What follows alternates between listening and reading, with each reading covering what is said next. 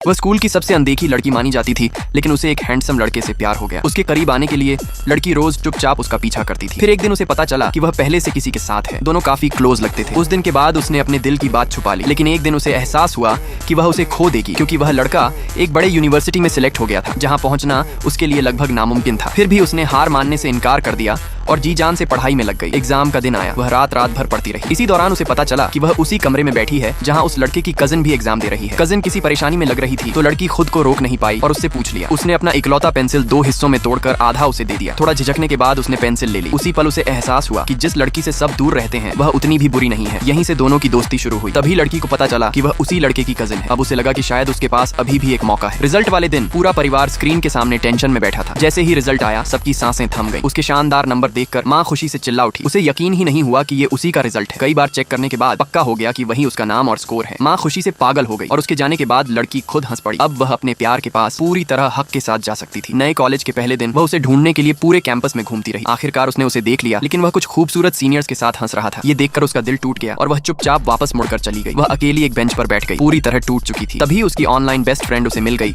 और वह उसके गले लगकर रोने लगी। थोड़ी देर बाद उसकी दोस्त भी वहाँ आ गई। उसे कुछ समझ नहीं आया। सब सुनने के बाद उसने उसे समझाया कि वह लड़का किसी रिलेशनशिप में नहीं है। ये सुनकर उसे थोड़ी राहत मिली, लेकिन फिर हकीकत सामने आ गई। दोनों एक दूसरे के लिए परफेक्ट मैच नहीं लगते थे। दोस्त को गुस्सा आया, लेकिन वह सिर्फ उसे बचाना चाहती थी। सच ये था कि उसकी मौजूदा हालत में वह उस दुनिया में फिट नहीं बैठती थी। आखिर में दोनों ने मिलकर फैसला किया कि वे उसका पूरा मेकओवर करेंगे। अगर आप चाहते हैं आगे क्या हुआ तो कमेंट में बताइए।